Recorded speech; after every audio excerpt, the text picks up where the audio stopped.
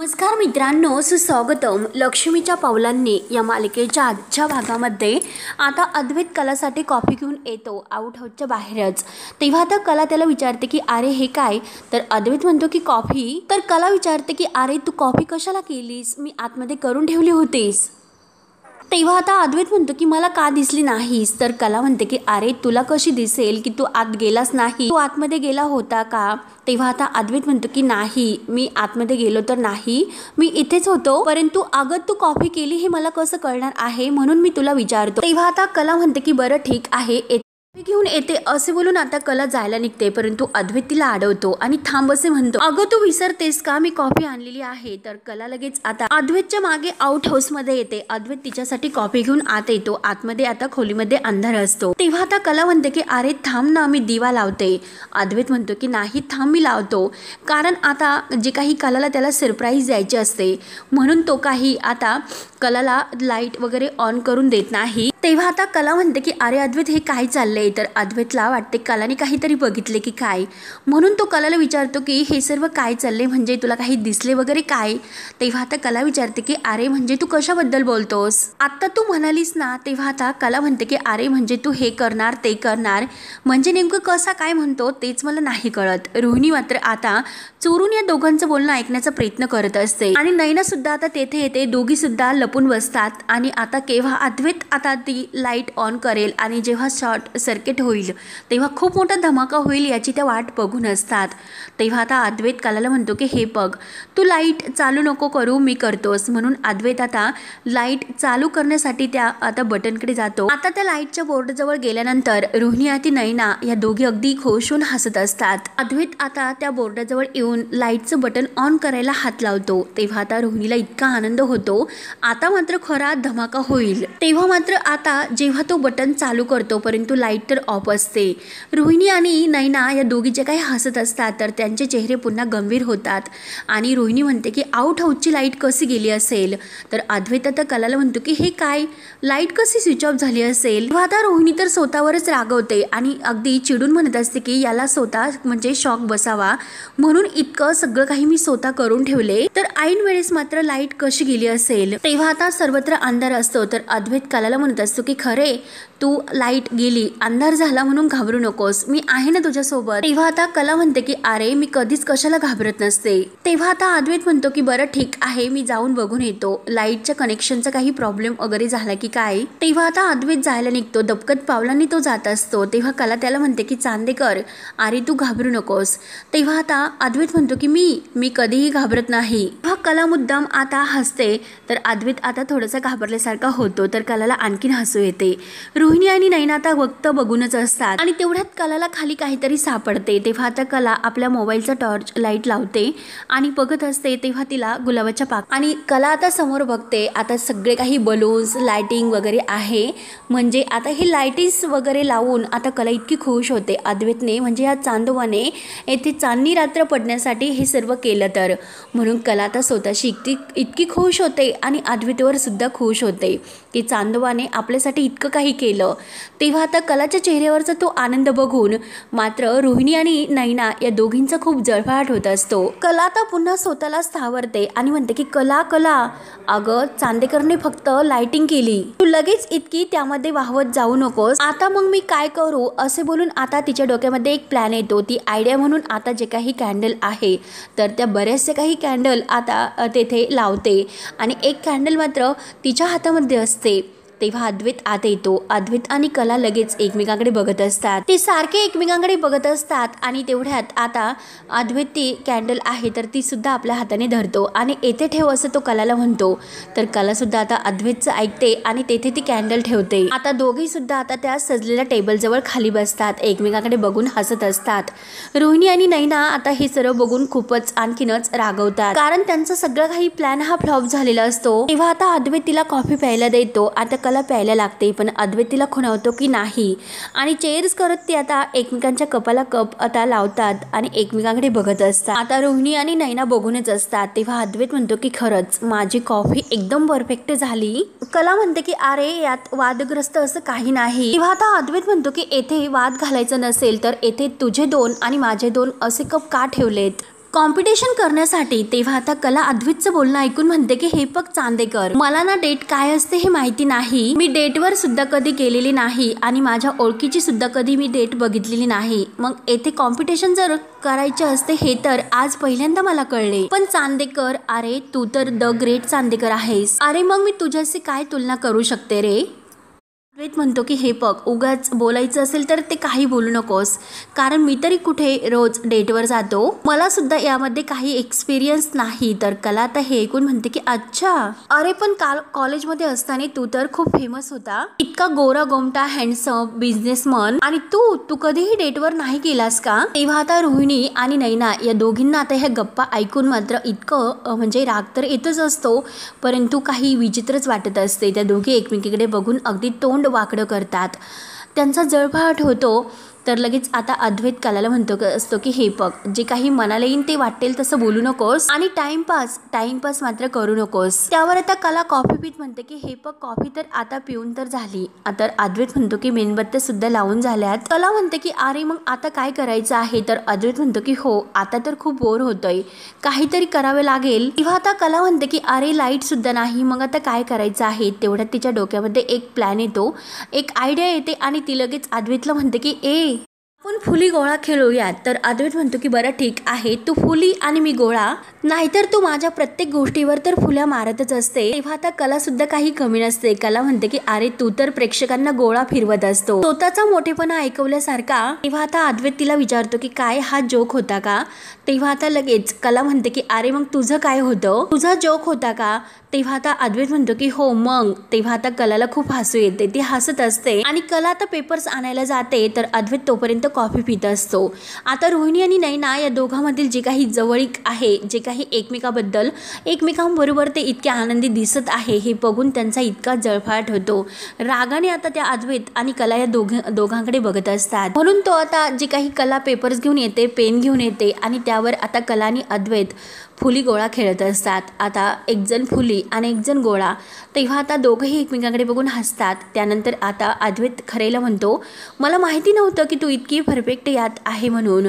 तेव्हा आता कला म्हणते की हो, आणि चल आता दुसरा काहीतरी खेळ आपण खेळूयात। आणि जो काही खेळ ते खेळत असतात तर त्यात अद्वैत जिंकतो। अद्वैत लगेच यस जिंकलो म्हणून अगदी खुश होतो। तेव्हा आता बाहेर पाऊस सुरू होतो। कला म्हणते की अरे तुझ्या गोंगाटामुळे पाऊस सुद्धा सुरू झाला बाहेर बघ। तेव्हा आता पाऊस सुरू झाला हे आता लगेच अद्वैत उठून बसतो आणि कलाला म्हणतो की आता मी घरी कसं जाऊ बरं। तेव्हा आता कला म्हणते की हो रे चांदेकर, अरे तुला किती लांब जायचं आहे, अरे 300 मीटर तुला चालत जायचं आहे। तेव्हा आता अद्वैत म्हणतो की हे बघ, 300 मीटर असून दे किंवा 3 मीटर असून दे, अगं तू हसतेस कशाला, भिजेल ना तू पावसामध्ये। तेव्हा आता कला म्हणते की अरे इतकं कशाला टेन्शन घेतोस, तू तर द ग्रेट चांदेकर आहे, मग इतका द ग्रेट असताना तू इतकं टेन्शन का घेतोस, तू एक काम कर, तू येथे असा कडेकडेने निघ। तेव्हा आता अद्वैत म्हणतो काय बोलतेस, म्हणजे कडेकडेने जाऊ का असा।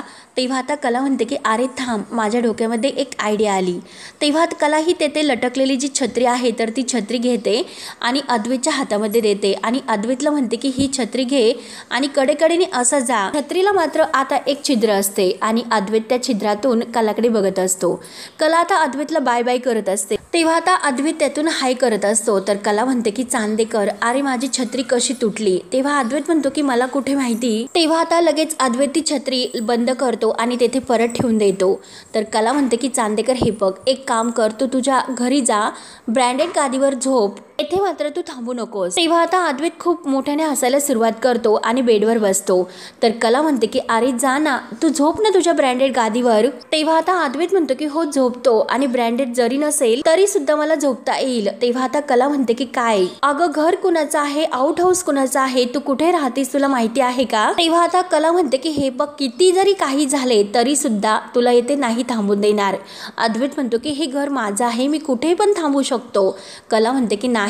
तर आता रोहिणी आणि नैना ही सर्व ऐकत असतात। कला म्हणते की हे बघ, तू येथे थांबू नकोस, तू माझं डोकं खाशील, जा बरं तू घरी। तेव्हा आता अद्वैत म्हणतो की हे बघ, किती काही झाले तरी पाऊस थांबेपर्यंत शेवटी मला इथे थांबावंच लागेल, मग तूच सांग बरं मला कसं जायचं, माझं डोकं भिजेल आणि जर मला सर्दी झाली तर। अगोदरच मी तेव्हा आता कला त्याला शांत करते आणि म्हणते की 1 मिनिट, आणि एक कॅरी बॅग घेऊन येते आणि ती म्हणते की ही पिशवी घे, डोक्यामध्ये घाल, आणि ती तिच्या हाताने डोक्यात घालायला जाते. तेव्हा अद्वैत तिच्यावर ओरडतो. अद्वैत म्हणतो की खरे तू काही वेडी झालीस का? हे असलं काही मला करायला लावू नकोस, मी ते नाही करणार. काही पण तुम्हाला सांगतेस. तेव्हा आता कला म्हणते की अरे काय सांगतेस म्हणजे काय? अरे हे जे डोकं आहे तर ते पिशवीने भिजणार नाही. तेव्हा अद्वैत म्हणतो की अगं मी पूर्ण भिजेल त्याचं काय, आणि मी म्हातारी आहे का टुनुक टुनुक उड्या मारून जाण्यासाठी? त्यामुळे हे पग किती काही झाले तरी पाऊस संपेपर्यंत शेवटी मला इथे थांबावंच लागेल. आणि हे पग अगं माझ्या डोक्यामध्ये एक पुन्हा प्लॅन आला. जो काही तुझा तो फुली गोळा खेळण्याचा खेळ आहे तर तो खेळ आपण परत खेळूयात. तर कला म्हणते की परत? तेव्हा आता अद्वैत म्हणतो की हो मजा येते, आणि चल बरं खेळून दाखव, मला एकदा हरवून दाखव बरं, आणि जमणार आहेस का तुला ते हरवणार नाही ना? तेव्हा आता कला म्हणते की हो चल खेळ. कला आणि अद्वैत पुन्हा तो फुलीगोळा खेळ खेळायला बसतात. तेव्हा आता ह्या दोघांना इतकं एकत्र खेळताना बघून मात्र रोहिणीचा इतका जळफाट होतो. रोहिणी आता नयनाला म्हणत असते की प्रत्येक वेळेस या कला आणि अद्वैत या दोघांच्या बाबतीत जरी सुद्धा मी काही त्यांना प्लॅन केलेत तरी सुद्धा त्यांचंच पारडं हे अगदी जड होत असते. त्यामुळे नाही, मी आता गप्प नाही बसू शकत, मला माझा शेवटी हुकमाचा इक्का काढावाच लागेल. तर नयना म्हणते की हो मॉमिनला करेक्ट, एकदम करेक्ट बोलतात तुम्ही. ते दोघे जण आता फुली गोळा खेळतात. मग जो काही हा इक्का आहे तो इथे मात्र आपण कसा आणायचा बरं? तेव्हा आता रोहिणी मुद्दाम, आता तिला तर राग तर नयनाचा खूप येतो. ती अगदी प्रेमाने अगोदर हात फिरवते, शोभतेश्वर का तू राहुलची बायको? तर नयना लगेच खुश होते. परंतु रोहिणी रागाने म्हणते की 1 नंबरची राहुल प्रमाणे तू सुद्धा मूर्ख आहेस. अगं मी काय बोलते, तू काय बोलते, याचं काही तू विचार करतेस का? मला आत्ताच्या आत्ता सरोज वहिनीला ही सर्व सांगावं तर लागेलच. आणि आता लगेच सरोज वहिनीला सांगायला रोहिणी धावतच येते. सरोज वहिनीच्या रूममध्ये येते, सरोज वहिनीचा हात धरून ओढते आणि चल सरोज वहिनी, आत्ताच्या आत्ता तुला माझ्या सोबत यावंच लागेल. तेव्हा आता सरोज जरा मोठ्या आवाजात रोहिणीला विचारते की अगं कुठे नेणार आहे तुम्हाला? तेव्हा आता रोहिणी म्हणते की अगं सरोज वहिनी, तू तुझ्या डोळ्यांनीच येऊन बघ की आउट हाऊसमध्ये तुझा मुलगा आणि तुझी सून काय रंग रंगवतात म्हणून. त्यावर आता रोहिणीचं हे सर्व बोलणं ऐकून सरोज म्हणते की अगं रोहिणी, अगं जरा नीट वाग, अगदी लहान मुलासारखं तू वागू नकोस. त्यावर आता रोहिणी म्हणते की सरोज वहिनी, अगं तुला इतकं सगळं सांगितलं सुद्धा तरी सुद्धा तुला का कळत नाही बरं? तेव्हा आता सरोज म्हणते की रोहिणी, एक गोष्ट लक्षात ठेव, ती मुलगी कालच या घरामध्ये आली आणि ते पण फक्त आणि फक्त 6 महिन्यासाठी ती आपल्या घरी आली, आणि 6 महिन्यानंतर ती परत तिच्या घरी जाणार आहे, आणि ते पण कायमची जाणार आहे. आणि हे पग मला 6 महिन्यामध्ये जे काही तिला तोडायचं असेल, घडायचं असेल, तितकं काही करून दे.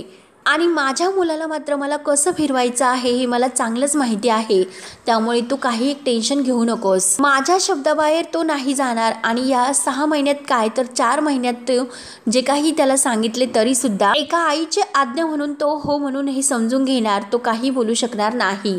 त्यावर आता रोहिणी म्हणते की अगं सरोज वहिनी, या फक्त बोलायच्या गोष्टी असतात, आणि ती मुलगी आपल्या डोक्यावर मिऱ्या वाटणार आहे, हे तुला का कळत नाही? त्यावर आता सरोज म्हणते की हे बघ, तुला ऑलरेडी स्पष्ट सांगितलेलं आहे की त्या दोघांमध्ये मी काही असं करणार नाही म्हणून, मी काही हस्तक्षेप नाही घेणार, याचा अर्थ तुला कळतो का?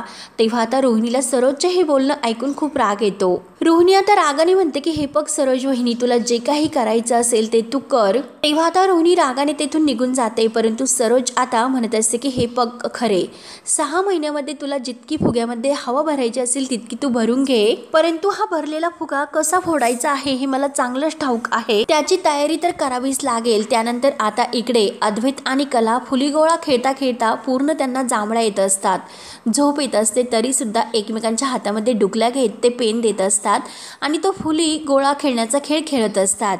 आणि अगदी डुकल्या घेता घेता झोप सुद्धा लागते. तेव्हा अद्वैत काहीतरी म्हणतो, तर कला सुद्धा म्हणते की चांदेकर, अरे तू तुझा नंबर आहे, तू खेळ. तेव्हा आता दोघेही झोपी जातात एकाच अंथरुणावर. तेव्हा आता लगेच अद्वैत हा झोपेमध्ये म्हणत असतो की खरे, अति शहाणपणा करू नको, मी जिंकणार आहे, तू हरणार आहेस, आणि हे बघ प्रत्येक गोष्टीमध्ये मी परफेक्ट आहे. म्हणून तो आपल्या हाताने कलाच्या पाठीत मारत असतो की खरे खरे. तेव्हा आता कला झोपेत असते. कला ही त्याचा हात बाजूला करते आणि झोप असं म्हणते. तेव्हा आता कला ही झोपेमध्ये अद्वैतच्या पूर्णपणे अगदी हातावर डोकं ठेवून त्याच्या मिठीत येऊन झोपते आणि एकमेकांच्या हातामध्ये हात देतात. आता दोघे एकत्र झोपी जातात. तेव्हा मात्र आता सकाळ होते तरी सुद्धा अद्वैत आणि कला काही उठलेले नसतात. तेव्हा आता सरोज मात्र आता फोनवर बोलत येत असते आणि 1 मिनिट फोनवरती बोलत म्हणते की हे सगळे काही डिटेल्स आहे मी एकदा अद्वैतशी बोलते आणि तुम्हाला देते.